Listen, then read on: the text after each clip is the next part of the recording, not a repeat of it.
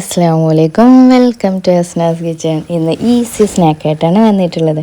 ഈസിയാണ്, ടേസ്റ്റിയാണ്. നമ്മുടെ പഴം വെച്ച് നേന്ത്രപ്പഴമൊക്കെ നന്നായിട്ട് പഴുത്തതുണ്ട് എന്നുണ്ടെങ്കിൽ പെട്ടെന്ന് ഉണ്ടാക്കിയെടുക്കാം. അടിപൊളിയായിട്ടുള്ള ബനാന റോള്. നമ്മളെ പഴമൊക്കെ നിറക്കൂലേ, അതേപോലെ തന്നെയാണ്, പക്ഷേ നല്ല ടേസ്റ്റിയാണ് കേട്ടോ. അതേക്കെ ഒരു ടേസ്റ്റ് തന്നെയാണ് ഇതിന് വരുന്നത്. അപ്പോൾ ഇതുപോലെ ഞാൻ പഴം നെടുകെ കയറി നീളത്തിൽ അരിഞ്ഞു കൊടുത്തതാണ്. ഒരു ഫ്രൈ പാനിൽ കുറേശ്ശെ നെയ്യൊന്ന് പുരട്ടി കൊടുത്ത് അങ്ങോട്ടും ഇങ്ങോട്ടും തിരിച്ചു മറിച്ചിട്ട് ജസ്റ്റ് ഒന്ന് ഗോൾഡൻ നിറമാവുന്നവരെ ഒന്ന് വാട്ടിയെടുക്കാം. അപ്പോൾ എൻ്റെ ചാനൽ ആദ്യമായിട്ട് കാണുന്നവരാണെങ്കിൽ എന്തായാലും ഒന്ന് സബ്സ്ക്രൈബ് ബട്ടൺ പ്രസ് ചെയ്തേക്കണേ. കൂടാതെ വാച്ച് ചെയ്യാനും സ്കിപ്പ് ചെയ്യാതെ കാണാനും ഒന്ന് ശ്രമിക്കണേ. അപ്പോൾ ഒരുപാട് വീഡിയോസ് ഉണ്ട്, പറ്റുകയാണെങ്കിൽ എല്ലാവരും ഒന്ന് സപ്പോർട്ട് ചെയ്യണേ.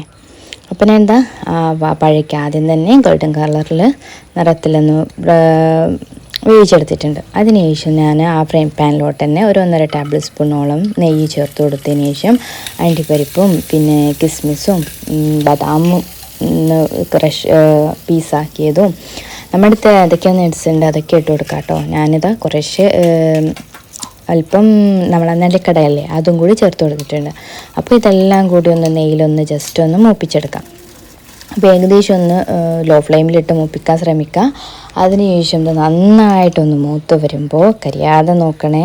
അതിനുശേഷം ഇതിലേക്ക് ഞാൻ അല്പം തേങ്ങ ചിരകിയതുണ്ടെങ്കിൽ അതിട്ട് കൊടുത്താൽ മതി. എൻ്റെ അടുത്ത് ഡെസിക്കേറ്റഡ് കോക്കനട്ട് ഉണ്ടായതുകൊണ്ട് തന്നെ അതിട്ട് കൊടുത്തു.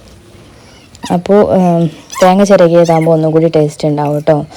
ഞാൻ ജസ്റ്റ് ഉണ്ടായതുകൊണ്ട് ചേർത്ത് കൊടുത്തു. അപ്പോൾ ഇതിലേക്ക് അല്പം പഞ്ചസാരയും 2 ടേബിൾ സ്പൂണോളം പഞ്ചസാരയും ചേർത്ത് കൊടുത്ത് നന്നായിട്ടൊന്ന് മിക്സ് ചെയ്തെടുത്തു.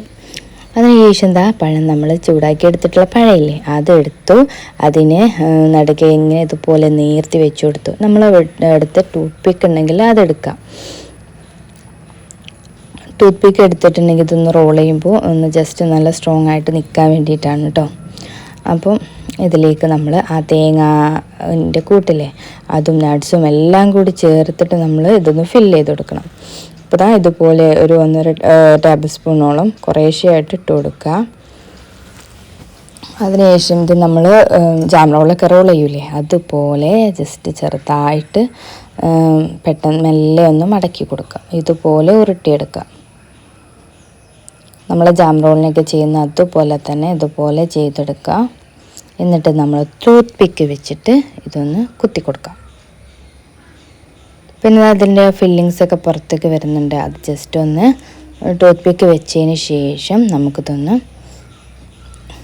ഇതുപോലെ ഞാൻ കാണിച്ച പോലെ തന്നെ ഇതൊന്ന് ഇങ്ങനെ നിർത്തി വെച്ച് കൊടുക്കാം.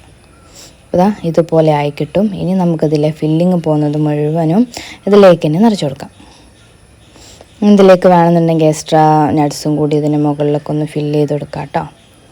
കുറേശ്ശെ കൂടി ഒന്ന് ജസ്റ്റ് ഒന്ന് ഫില്ലിങ്സൊക്കെ ഒന്ന് നിറച്ച് കൊടുത്തതിന് ശേഷം അടിപൊളി ഭംഗിയാക്കി എടുക്കാം. ഇതിൻ്റെ മുകളിൽ കിസ്മിസും അണ്ടിപ്പരിപ്പൊക്കെ ഇതിൻ്റെ മുകളിൽ ജസ്റ്റ് ഒന്ന് വെച്ച് കൊടുക്കുക.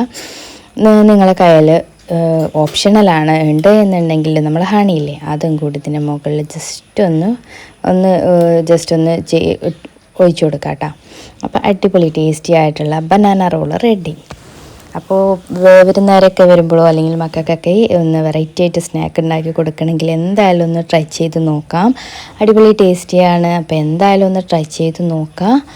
ഫീഡ്ബാക്ക് അറിയിക്കുക. എൻ്റെ ചാനലൊന്ന് സബ്സ്ക്രൈബ് ചെയ്യാനും ലൈക്ക് ചെയ്യാനും ഷെയർ ചെയ്യാനും ഒന്നും മറക്കരുത്. അപ്പോൾ ഇതുപോലെ ഈസി സ്നാക്കിന് വേണ്ടി എൻ്റെ ചാനലൊന്ന് ഫോളോ ചെയ്യുക. അപ്പോൾ വീണ്ടും വരാം. ബൈ.